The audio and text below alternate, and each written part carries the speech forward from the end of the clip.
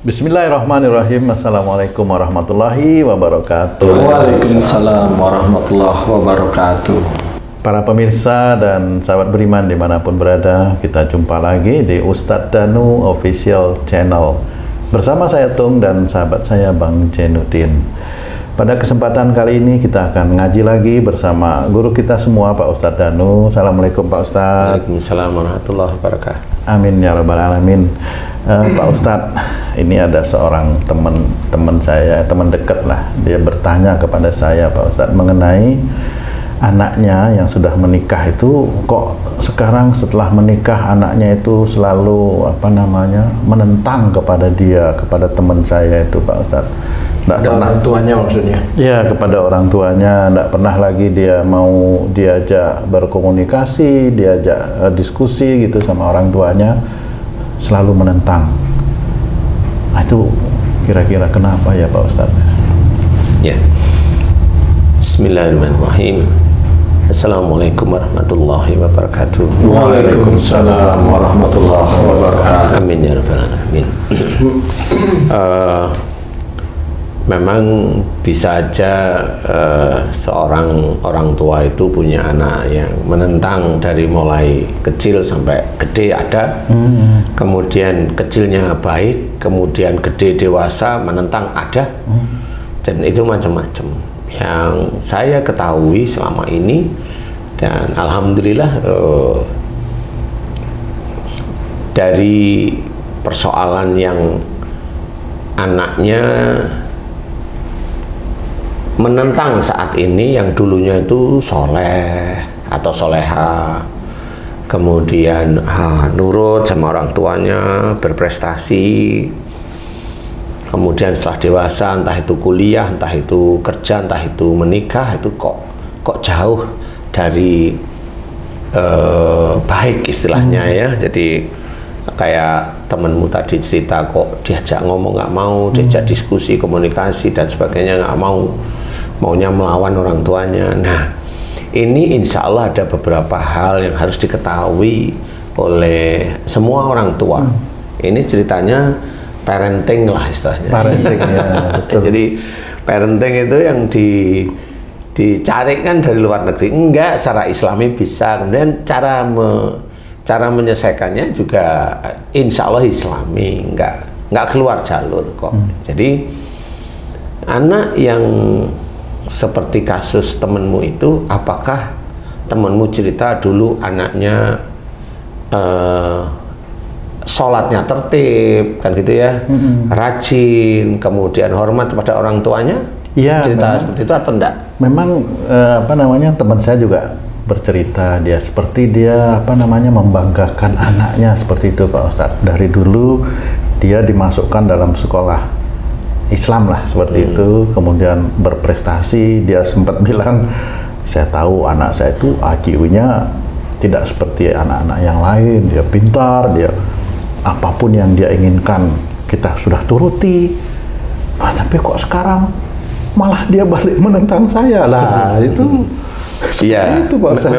memang betul begitu. Makanya salah satu kefasikan yang diceritakan dalam Quran, berarti ini adalah kalamullah ya.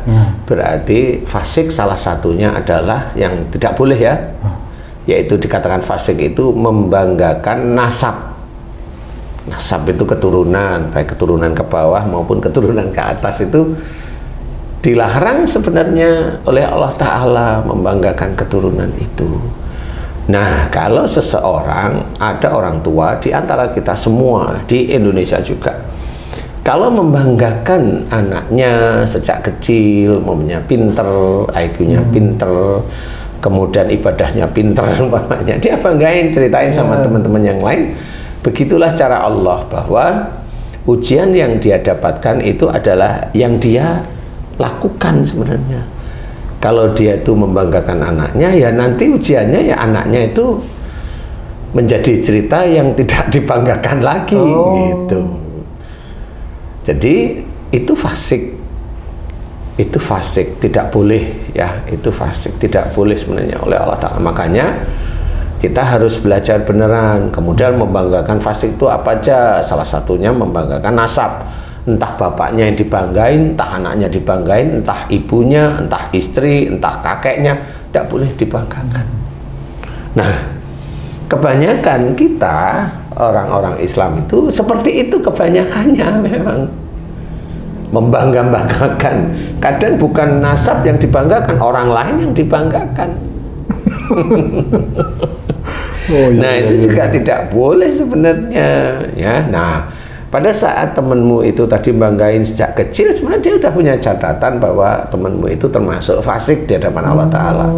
Cuma dia nanti nunggu waktunya. Kalau sudah waktunya, dikasih ujianlah seperti itu. Jadi anaknya menentang, suruh ibadah, mamanya nggak mau. Kemudian nggak mau ditelepon, nggak mau diajak komunikasi, kan pusing akhirnya. Bahkan anaknya itu sampai sempat ngomong itu Pak Ustadz, kalau dia atur gini terus, mending kita nggak usah punya hubungan aja gitu. Itu kan teman saya jadi sedih gitu Pak Ustadz ya. Kok kayak gini anak saya, padahal kan teman saya udah usianya juga ya lanjut lah gitu Pak Ustadz. Dia pengen di hari tua itu anaknya baik, sama-sama ibadah seperti itu Pak Ustadz. Ya memang ujiannya seperti itu ya. Mau cerita apa? Apa karena dia punya anak cuma satu nih, kan anaknya satu nih Pak Ustadz? Tidak harus seperti itu. Ada orang yang punya anak satu baik, ada orang punya anak dua baik, ada orang punya anak satu ya nentang, ada orang punya anak dua nentang ibunya, ya ada seperti itu. Ada gitu ya juga ya. Ada nggak Ji itu Ji? Seperti itu. Jadi itu sama yang dikerjain sebenarnya. Nentang sejak kapan? Kalau mamanya temenmu sejak kecil enggak, tapi dewasa, mamanya dewasa nentang nih. Nah dulu biasanya temenmu itu banggain anaknya. Nah oleh Allah Ta'ala kasih ujian, anaknya menolak orang tuanya, termasuk disuruh ibadah, mamanya menolak. Nah di situ pasti orang tuanya bingung, dulu begini kok sekarang begini, gitu loh ceritanya. Jadi sebenarnya itu temenmu itu menyalahi aturan Islam, yaitu membanggakan nasab. Paham ya? Ini salah satu ya, yaitu anaknya dibanggain. Sebenarnya kenapa dia membanggakan anaknya yang akunya tinggi, pinter, kemudian berbakti waktu itu, kemudian ibadahnya tertib, mamanya dibangga-banggain.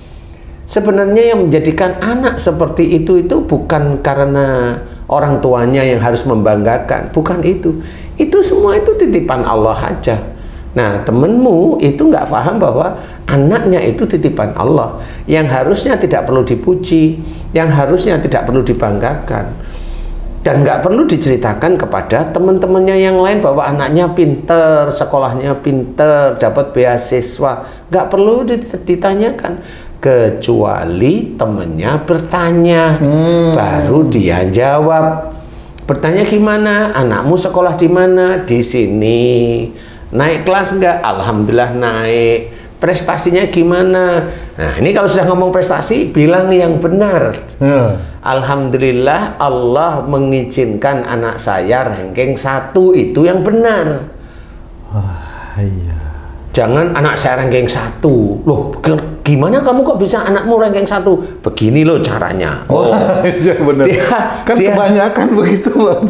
Makanya banyak orang-orang Islam yang sebenarnya fasik. Astagfirullah. Banyak orang-orang Islam yang dia sebenarnya menuhankan otaknya dia dengan mempunyai cara itu menurut dia. Padahal Allah itu yang menitipkan kepandaian. Allah yang menitipkan kepandaian sebenarnya seperti itu. Makanya jangan itu diaku-aku kita, nggak usah kita bangga-banggain. Kan boleh bercerita tentang kebahagiaan, bukan itu. Kan boleh cerita tentang nikmat. Iya, tapi bukan yang itu. Bagaimana cerita tentang nikmat yang diajarkan oleh Allah Ta'ala atau diajarkan oleh Rasul? Yang diceritakan tentang nikmat itu ya seperti itu. Kalau ditanyain, kok rezekimu begini banyak, kok kamu sukses, jawablah secara Islami, ini bukan saya, ini titipan Allah. Kan begitu. Kan kamu punya kiat-kiat dalam menjalankan pekerjaan sehingga kamu berhasil. Enggak, kiat saya itu sama seperti yang lain, teman-teman yang lain. Saya dagang, banyak kok teman-teman kita yang dagang buah, dagang payung, dagang kelontong, kan banyak. Loh kamu kan sukses. Enggak, ini hanya Allah aja menitipkan. Wih. Kan seperti itu jawabannya. Kenapa harus dijawab? Begini loh cara saya. Begini loh saya dulu tuh makan nggak bisa. Saya itu harus berdiri di pinggir di pintu restoran di sebelah luar. Kalau ada makanan sisa saya makan. Kemudian saya coba untuk begini. Kan saya terus yang dia ceritain. Mana Allahnya? Begitulah orang-orang. Kalau itu orang Islam, ya itu dia itu fasik membanggakan dirinya sendiri. Dosa itu benar-benar. Orang fasik itu ya sama dengan kafir. Nah, di sini kita harus memahami Allah ini yang memberikan pengertian. Jadi jangan kita melakukan hal tersebut. Jadi kalau memang ada sesuatu kenikmatan, caranya ini Allah, ini Allah, ini Allah. Caranya gimana? Ya Allah menitipkan, saya jual beli biasa aja. Pengaturannya gimana? Sama, kamu udah tanya pengaturan, berarti kamu itu paham tentang jual beli. Selesai. Semua itu sama. 4 kurangi 2 berapa coba? 2. 4 kurangi 2 berapa? 2. Nah, sama 2. Kan berarti sama intinya, ngerti. Iya. Kalau udah sama ngerti, masa rezekinya sama? Nah, kan baru kan?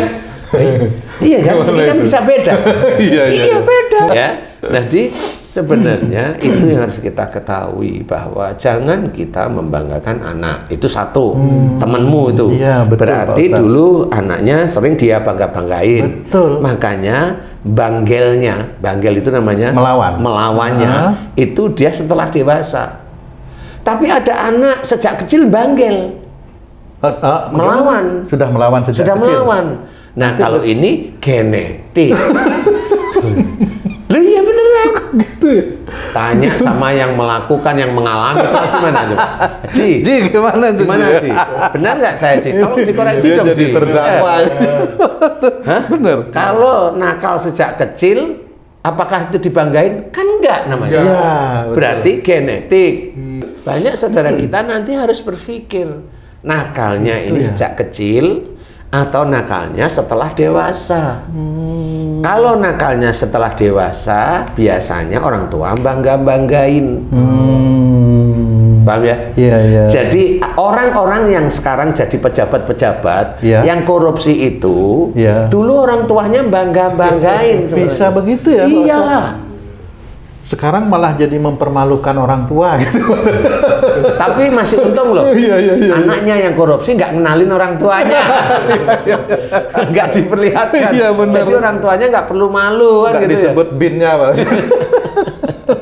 Jadi seperti itu. Nah, kalau yang nakal itu sejak kecil ini genetik. Berarti salah satu orang tuanya, ibu atau ayahnya yang memang nakal. Punya begitu sih. Punya genetik atau sifat seperti itu. Nah, inilah bedanya. Nah, gimana caranya kita menyelesaikan? Kembali ke jalan Allah. Wasyari'u ila maghfirati min rabbikum. Bersegeralah kamu ke dalam ampunan Allah. Ini salah satu jawaban. Dan juga ayat yang lain juga dijelaskan, ilal ladzina tabu wa aslahu wa bayanu faulaika atubu alaihim. Ayat-ayat ini sebenarnya ayat-ayat yang bisa menjadikan Quran itu syifa. Ilal ladzina tabu, mereka yang telah taubat, wa aslahu, dan melakukan perbaikan, wa bayanu, memberikan masukan, nasihat, pencerahan yang baik. Ya, dari situ kita fokus sekarang, kesalahannya di mana? Mau tobat nih, anak saya belingna nakalnya setelah dewasa, setelah nikah atau bagaimana umpamanya.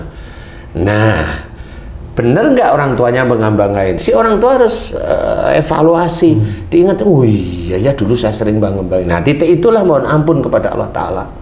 Taubatlah kepada Allah Ta'ala. Ya Allah, jika anak saya nakal, jika anak saya begini, karena dulu saya sering bangga-banggain anak saya, ampuni dosa-dosa saya, ampuni dosa fasik saya, astagfirullahaladzim, ampuni dosa fasik saya, astagfirullahaladzim, ampuni dosa fasik saya. Allah membanggakan anak saya, umpamanya namanya siapa, doa kepada Allah Ta'ala dengan tulusnya. Dari titik itu nanti Allah tahu, oh ini hambaku yang ini dia mohon ampunan. Ya Allah tahu, dilihat aja nanti.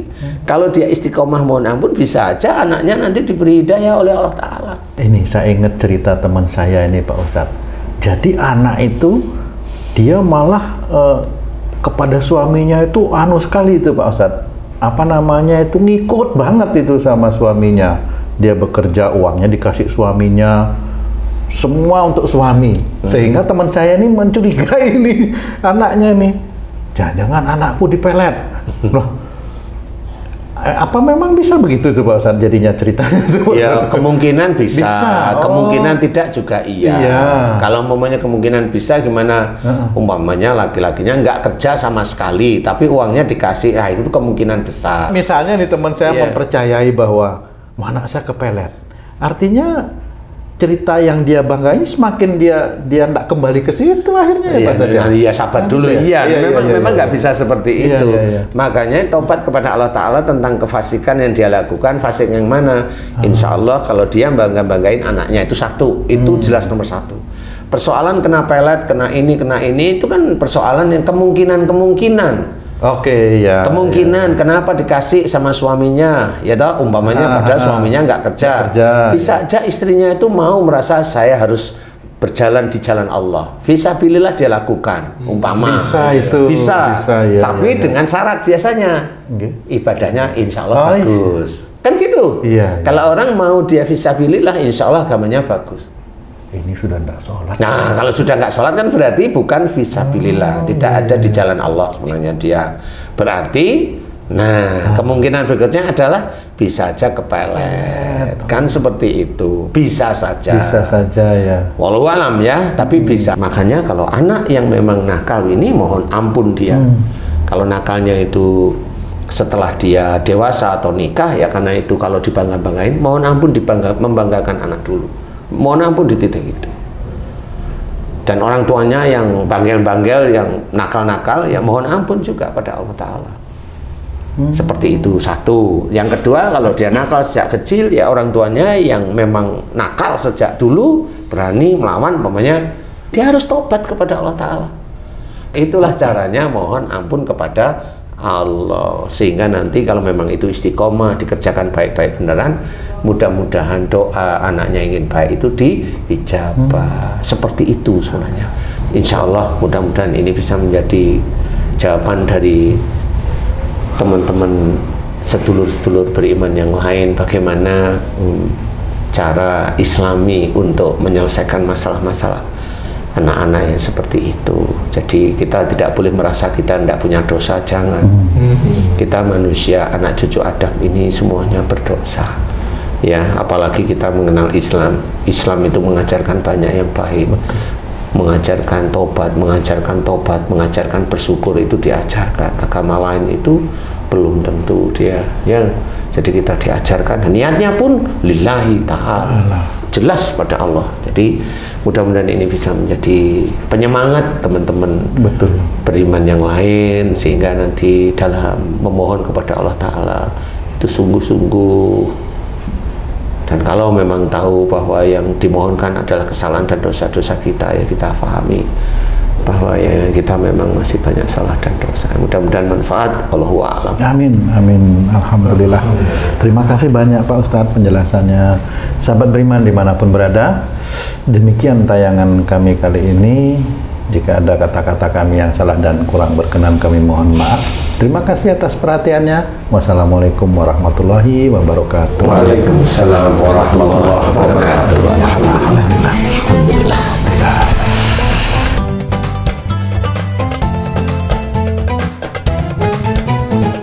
Bismillah.